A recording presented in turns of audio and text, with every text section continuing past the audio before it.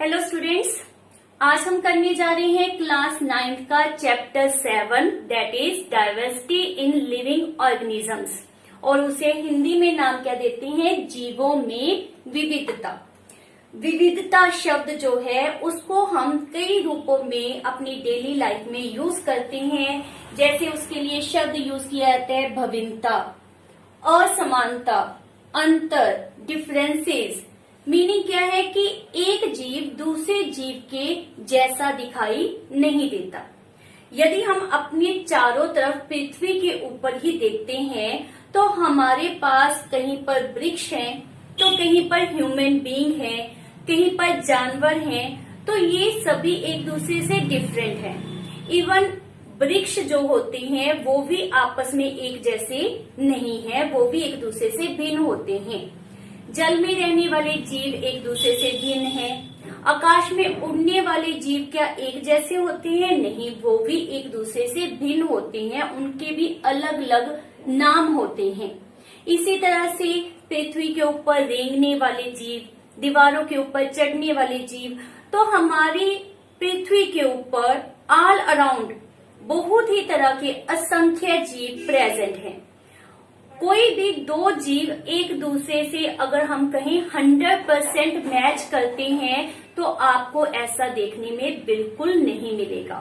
Means हर एक जीव बिल्कुल यूनिक है, उसके जैसा दुनिया में और कोई जीव बिल्कुल 100% नहीं होता।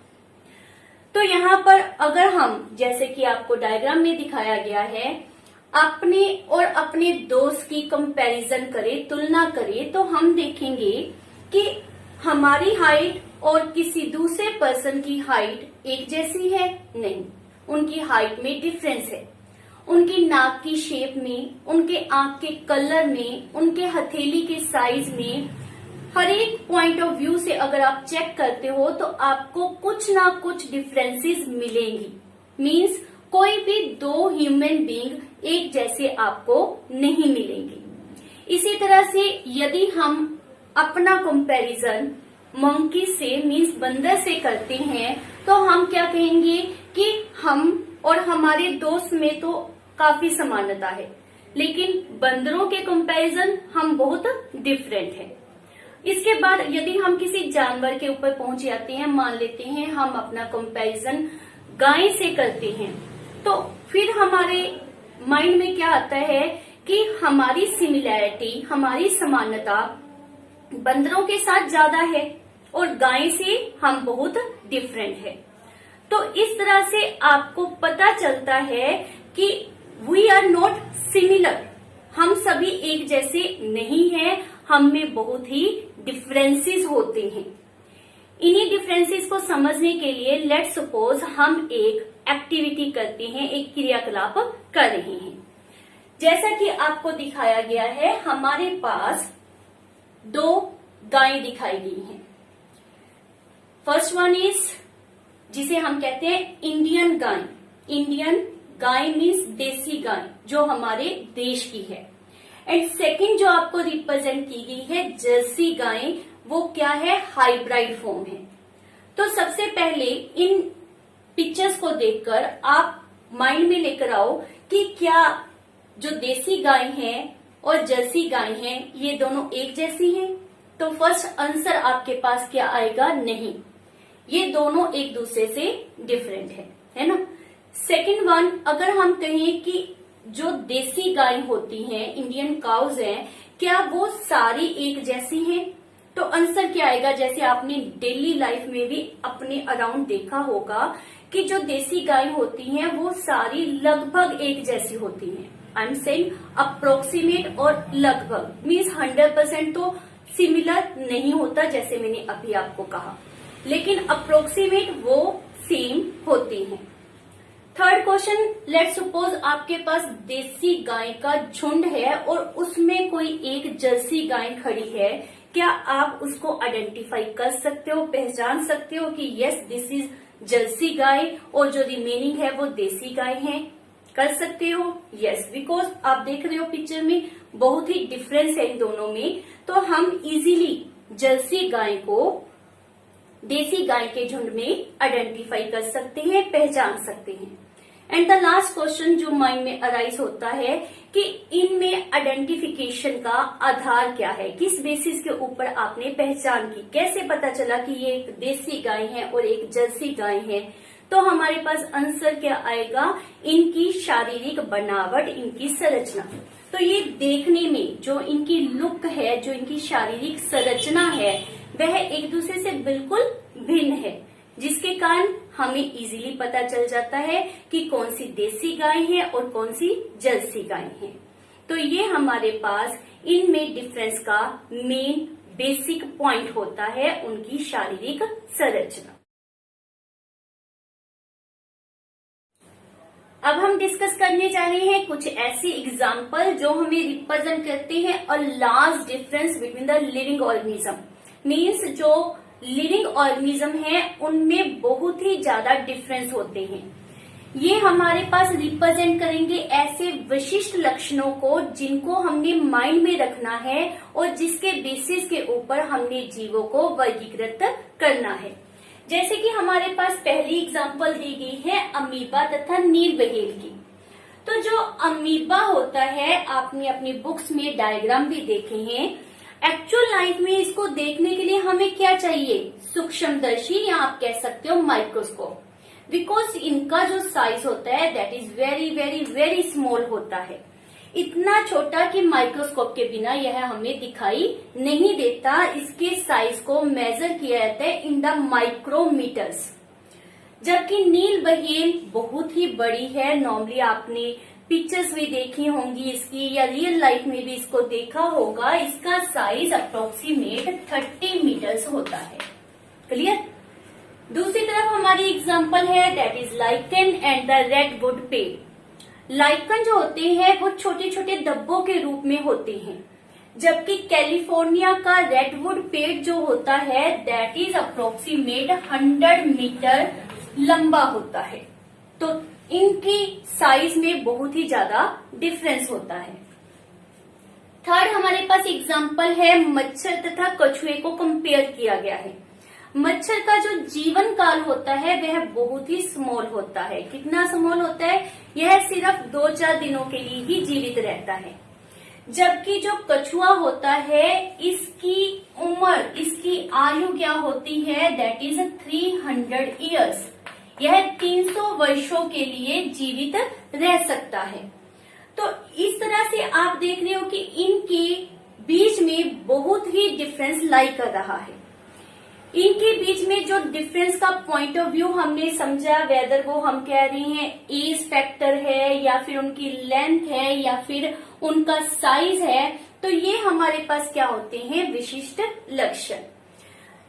तो बेटा हमारे पास पृथ्वी के ऊपर असंख्य जीव लाई कर रहे हैं। यदि हम कहें कि एक एक जीव को लेकर हम उनकी स्टडी करेंगे तो यह बहुत ही टफ है, because we have only 1 chapter या we have a small period of time इनको स्टडी करने के लिए। तो हमारे पास बेस्ट वे क्या है कि हम इनको डिफरेंट वर्गों में, समूहों में वर्गीकृत कर दें। रिजल्ट क्या आएगा कि हमें पता चल जाएगा कि जीवों में ये समानता है तथा ये असमानता पाई जा रही है, जिसके द्वारा हम उनको इजीली स्टडी कर सकते हैं, उनका अध्ययन कर सकते हैं। तो जीवों को वर्गीकरण करना क्यों आवश्यक होता है? समानताओं के आधार पर विभिन्न वर्गों तथा समूहों का अध्ययन करना बहुत ही सरल हो जाएगा। जैसा कि अभी हमने पढ़ा, कुछ जीवों में जो संरचना होती है वो बहुत सरल होती है, कुछ में बहुत ही जटिल होती है। तो अगर हमने उन्हें विभिन्न वर्गों या विभिन्न समूहों में वर्गीकरण कर लिया तो हम उनका अध्ययन बहुत ही सरल तरीके से कर सकते हैं। जब भी हमने जीवों को वर्गीकरण करना है तो हमने ध्यान देना है कि जीवों में ऐसे कौन से विशिष्ट लक्षण हैं जो उनमें मौलिक अंतर पैदा करते हैं, और उन्हीं विशिष्ट लक्षणों को लेकर हमने जीवों के मुख्य समूह, मुख्य वर्ग बनाने हैं। और जो रिमेनिंग उनके कैरेक्टर होते हैं, जो कम महत्वपूर्ण उनमें गुण होते हैं या उनके कैरेक्टर हैं, उनके आधार पर हम निम्न समूहों में जीवों को वर्गीकृत करेंगे। जीवों के वर्गीकरण के प्रयास प्राचीन काल से ही चल रहे थे। जैसे कि एक यूनानी विचारक अरस्तु ने सबसे पहले जीवों का वर्गीकरण किया था और वर्गीकरण करने का मेन आधार था कि ये जीव किस स्थान पर रहते हैं, दैट इज स्थल पर, जल पर या फिर वायु पर। तो उन्होंने मेन 3 कैटेगरी में सभी जीवों को बांट दिया। पृथ्वी पर रहने वाले जीवों को एक कैटेगरी में रखा गया, जल में रहने वाले जीवों को दूसरी कैटेगरी में, वायु या सिंपली आप कह सकते हो आकाश में उड़ने वाले जीवों को तीसरी कैटेगरी में रखा गया। यह तरीका बहुत ही सरल था, लेकिन अगर हम कहें कि यह तरीका बेस्ट था, बहुत ही अच्छा था, तो यह अच्छा तरीका या बेस्ट वे नहीं था। जैसे कि अगर हम कंपेयर करें स्थल पर रहने वाले जीवों को, मनुष्य, बंदर, गाय, जैसे कि हमने पहले एग्जाम्पल ली, तो क्या यह सभी एक जैसे हैं? नहीं है। जल में रहने वाले जीव, जैसे कि अभी हमने व्हेल की बात की, ऑक्टोपस, स्टारफिश या डिफरेंट टाइप ऑफ ऑर्गेनिजम्स जो जल में रहते हैं, क्या उन सभी में एक जैसी सिमिलैरिटी है, समानता है? नहीं। तो फिर उनको एक कैटेगरी में हम नहीं अध्ययन कर सकते। तो कहने का भाव यह है कि हमारे पास जो शुरू में मेथड दिया गया जीवों को वर्गीकरण करने के लिए आधार लिया गया, उनका रहने का स्थान, वह तरीका चाहे सरल था, लेकिन वह 100% राइट या सही तरीका नहीं था। तो हमारे पास नेक्स्ट मेथड की, नेक्स्ट वर्गीकरण के तरीके की खोज की गई। तो जैसा कि अभी हमने डिस्कस किया, विचारक अरस्तु के द्वारा दिया गया वर्गीकरण का तरीका सही नहीं था। तो यदि हमसे क्वेश्चन पुट किया जाए कि हमारे पास वर्गीकरण करने के लिए किसको आधार लिया जाए, नंबर 1 रहने के स्थान को, नंबर 2 कोशिका संरचना को, तो आप किसको प्रेफर करोगे? क्या रहने के स्थान के बेसिस के ऊपर जीवों को वर्गीकरण करना उचित है? तो आंसर क्या है? नो, बिकॉज अभी हमने डिस्कस किया। तो हमने मेन ध्यान किसके ऊपर देना है? कोशिका की संरचना के ऊपर। तो जब भी हमने वर्गीकरण करना है तो पहले किस चीज को देखना है कि जीवों में क्या समानता पाई जा रही है। यदि हमें पता चल जाए कि जीवों में यह समानता होती है, तो हमें पता चल जाएगा कि उनमें कौन से विशेष लक्षण हैं या उनका क्या व्यवहार है। इनफैक्ट जो लक्षण या व्यवहार होते हैं वह किसी जीव के रूप को, कार्य को डिसाइड करते हैं, और इन्हीं समानताओं के बेसिस के ऊपर हम जीवों को एक वर्ग में रख सकते हैं, वहां पर उनकी स्टडी कर सकते हैं, उनका अध्ययन कर सकते हैं। और जिन जीवों में यह समानताएं नहीं मिलती, मीन्स जो जीव इन जीवों के वर्गों से डिफरेंट होंगे, असमान होंगे, उन्हें हम दूसरे ग्रुप में, दूसरे वर्ग में रखकर वहां पर उनकी स्टडी कर सकते हैं। तो हमारा मेन पॉइंट ऑफ व्यू क्या होता है कि हमने जीवों के विशिष्ट लक्षणों की तरफ ध्यान देना है, जो कि मौलिक लक्षण हो, जो जीवों में समानता को डिसाइड करते हो। जैसे कि हम एग्जांपल ले लेते हैं, ह्यूमन बींग्स का हम कंपेयर करते हैं, तो हमारे हाथ में मोस्टली कितनी फिंगर्स होती हैं? 5। तो यह क्या है? हमारा एक लक्षण है। हम सभी इंसानों में, मानवों में एक विशेष समानता पाई जा रही है। और इसी तरह से ही यदि हम अपना कंपैरिजन वृक्षों के साथ, पेड़ों के साथ करते हैं, जबकि वह भी लिविंग ऑर्गेनिज्म है, लेकिन फिर भी वो एक स्थान से दूसरे स्थान तक चल नहीं सकते।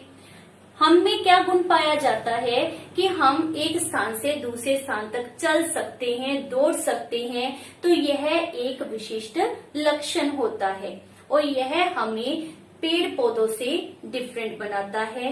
इट मीन्स हमारे पास वर्गीकरण का एक पॉइंट ऑफ व्यू मिल जाता है, एक विशिष्ट लक्षण का पता चलता है, जिसके द्वारा हम मानवों को वृक्षों से एक अलग कैटेगरी में, अलग वर्ग में रखकर उनकी स्टडी कर सकते हैं।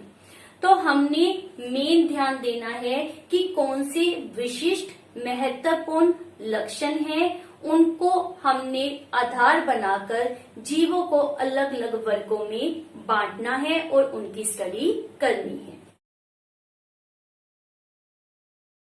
मौलिक लक्षणों को समझने के लिए हम बहुत ही सिंपल उदाहरण ले रहे हैं।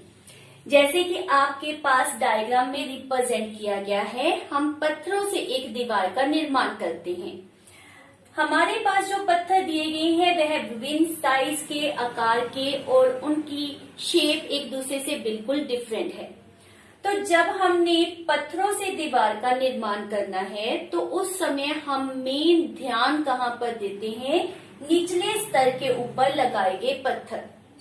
नो डाउट जो निचले स्तर के ऊपर पत्थर लगाए जाते हैं वह बड़े साइज के लगाए जाते हैं। क्यों लगाते हैं? ताकि हमारे पास जो बेस है, जो नींव है, वह मजबूत हो जाए। एज ए रिजल्ट उसके बाद ऊपर किसी भी प्रकार के पत्थर को लगाया जा सकता है। इट मीन्स क्या है कि जो निचले स्तर के पत्थर होते हैं वह डिसाइड करते हैं कि उसके ऊपर किस तरह के पत्थर लगाए जाएंगे। लेकिन जो ऊपर पत्थर लगाए गए हैं वह यह डिसाइड नहीं करते कि निचले स्तर के ऊपर किस तरह के पत्थर लगाने हैं। तो मेन इम्पोर्टेंस क्या है? निचले स्तर पर लगाए गए पत्थर। उसी प्रकार से बेटा जो मौलिक लक्षण या मूल लक्षण होते हैं वह मेन इम्पोर्टेंस रखते हैं। यही डिसाइड करते हैं कि हमने मुख्य वर्ग का निर्धारण किस तरह से करना है।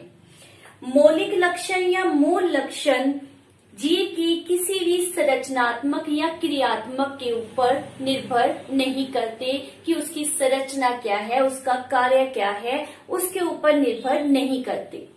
जबकि इसके बाद जो लक्षण होते हैं वो मौलिक लक्षणों के ऊपर निर्भर करते हैं।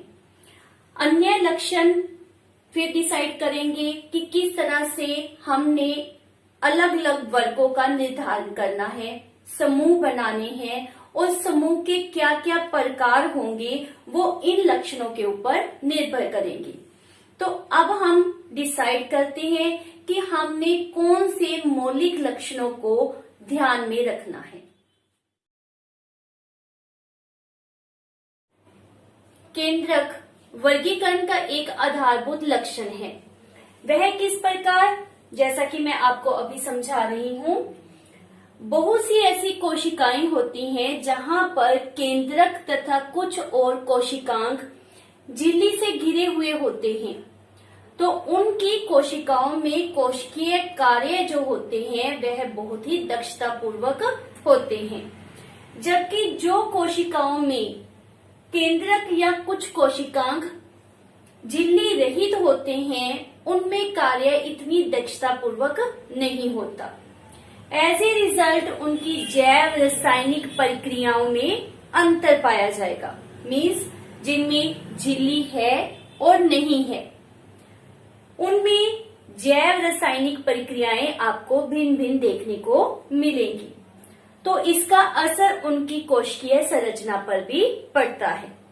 तो केंद्रक के बेसिस के ऊपर आप देख रहे हो कि उनकी कोशिका संरचना में डिफरेंस आ जाता है। एज वेल एज जहां पर झिल्ली युक्त केंद्रक होता है उन कोशिकाओं में बहुकोशिकीय जीव निर्माण की कैपेसिटी होती है, क्योंकि उनमें एक स्पेशलिटी होती है, वो स्पेशल कार्य कर सकते हैं।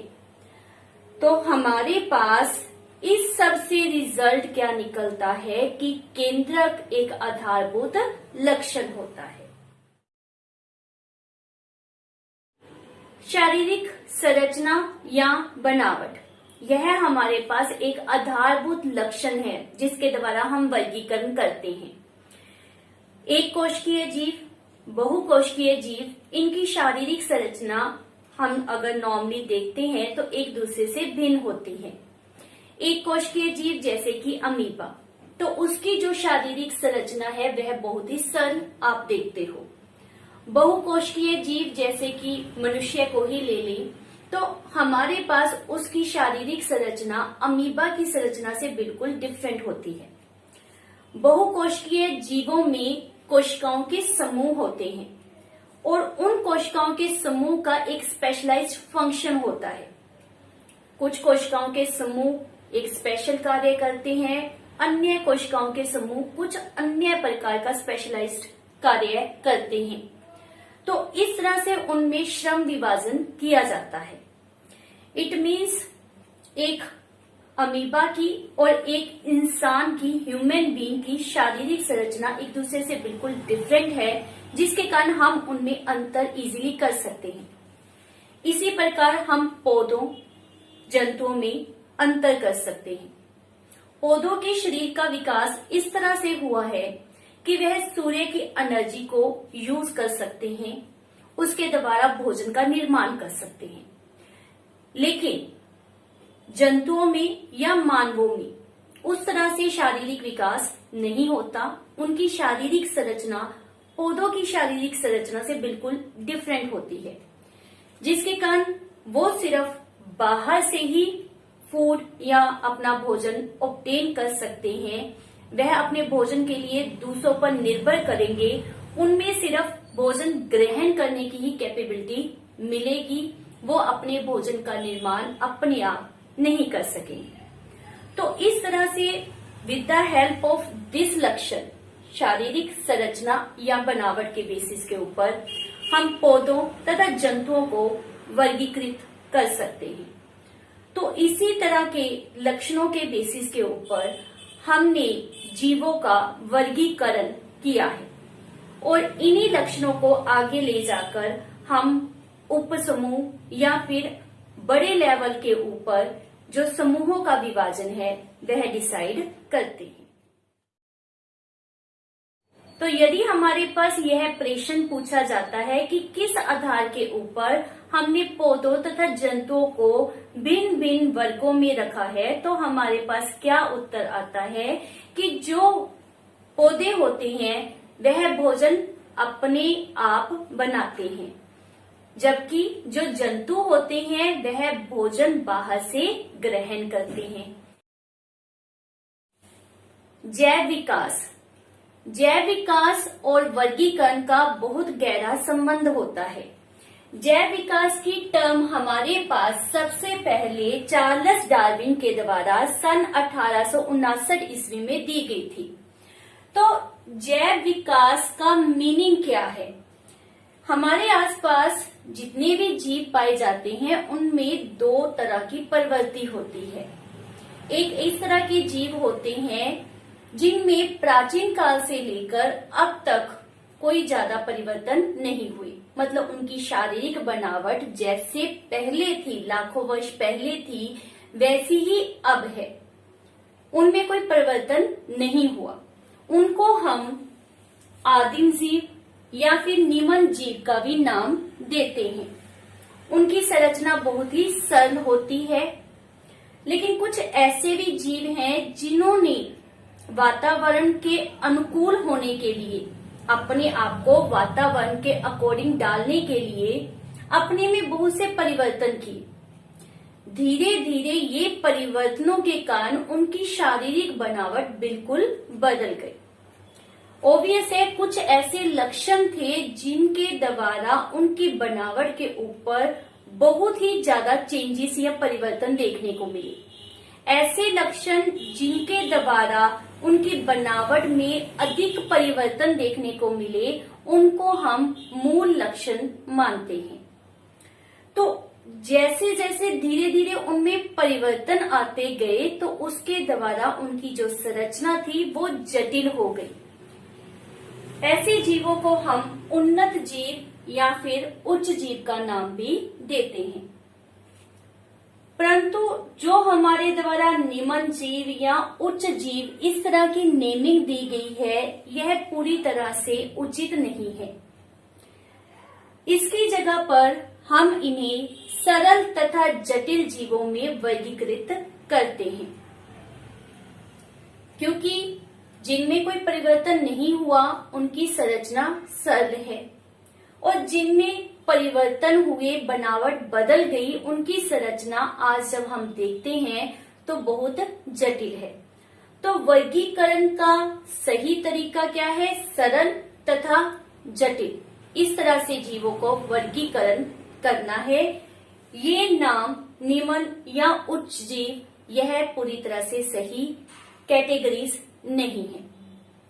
चार्ल्स डार्विन के द्वारा जो पुस्तक लिखी गई थी जिसमें उन्होंने जैव विकास के बारे में बताया, उस पुस्तक का नाम था द ओरिजिन ऑफ स्पीशीज। अब आपको पता चला कि जैव विकास का मीनिंग क्या है। वे सभी परिवर्तन जिसके कारण जीवों की शारीरिक बनावट चेंज हुई, चाहे यह परिवर्तन धीरे धीरे होते हैं, इसमें लाखों वर्ष लग जाते हैं, लेकिन बिकॉज ऑफ दीज परिवर्तन, दीज चेंजेस, वो अपने आप को वातावरण के अनुसार ढाल सकते हैं, अपने आप को वातावरण के प्रति अनुकूलित कर सकते हैं। तो this is all about my today's topic, जिसमें हमने समझा कि वर्गीकरण क्या होता है, जैव विकास क्या है, इन दोनों का आपस में क्या संबंध होता है, किस तरह से कुछ लक्षण मूल लक्षण होते हैं और कुछ लक्षण इन मूल लक्षणों के ऊपर डिपेंड करते हैं। तो अब आपने एनसीईआरटी के क्वेश्चंस को अच्छी तरह से अटेम्प्ट करना है। Thank you for watching my video.